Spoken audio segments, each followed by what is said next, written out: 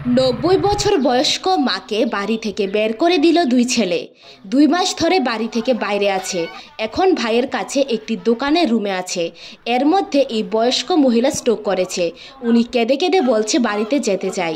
ওনার বাড়ি GB Bhalukia Lunga এলাকায়।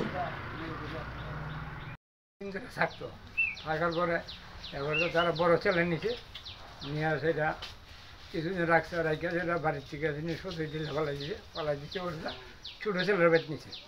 ছোটো ছেলের বেত নিয়ে সেটা ছোটো ছেলের বউ মারা গেছে, তার হচ্ছে বইরা মারা যাওয়ার পরে সাধ্য মাধ্য করলো, করার পরে এখানে রয়েছে থাকার পরে কি নিয়ে জানি তারা কথা কাটাকা দিয়েছে। ওইবার পরে তাই জিনিসপত্র ইডেল্লা ফালাই দিয়েছে ওটা ৭-৮ দিন এই বালুকা লুঙ্গার মধ্যে ঘোরাঘুরি করছে।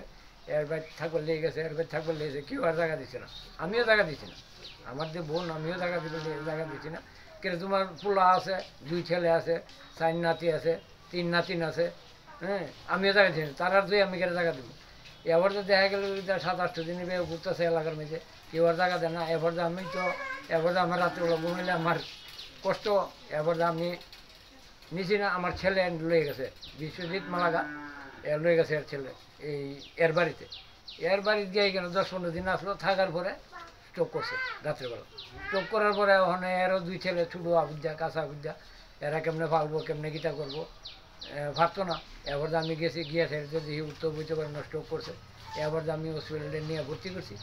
ভর্তি করার পরে ওখানে তো তারা নাতি ভর্তি আছে, 2 নাতি, 2 ছেলে, 4 নাতি, 3 নাতি, তারা কেউ হসপিটালে গিয়ে দেয় না। হসপিটালে 4-5 দিন ভর্তি আসলো।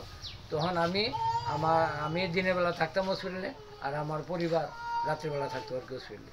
তারা গিয়ে কেউ দেখভাল করে না, বা আজ অব্দি ছেলে বউটো কেউ আইয়া সেটা দেখছে না। এই অবস্থা, নাতি তো কেউ ইয়ে দেয় না। এই রাস্তায় ছেড়ে দিছে তারা, এদিকে যায় না। আমি এলাকার লোকেরা জানাইছি বলতে বিশুদ্ধবারে বইলে হইলে তারা বৃষ্টির লেগে বুঝতে পারছে না। আজকা 7টার সময় বইবার কথা আর কি, বইয়া তারা ডিসিশন নিতেছে। তারা মনে হয় আইতো না, হ্যাঁ, তেবার ডিসিশন তারা কি জানে। আমি 10 জন উপরে ছেড়ে দিচ্ছি, 10 জন যেটা করে সিদ্ধান্ত নেই এটাতেই আমি। কয় ছেলে ওনার? এগুলো 2 ছেলে। কি নাম ওদের? রঞ্জিত মালাগার, মনীন্দ্র মালাগার। এখন আপনারা কি চান সরকারের কাছে? ওখানে চাই তার মা এই অবস্থা, তার মারে যাতে তারা নিয়ে দেখভাল করে, এটাই আমরা চাই। কি নাম আপনার? আমার নাম হলো নারায়ণ মালাগার। কি লাগে আপনার? আমার বোন। এটা কোন জায়গাটা? এটা বালুকা লুঙ্গা। Bureau report, জনদর্পণ।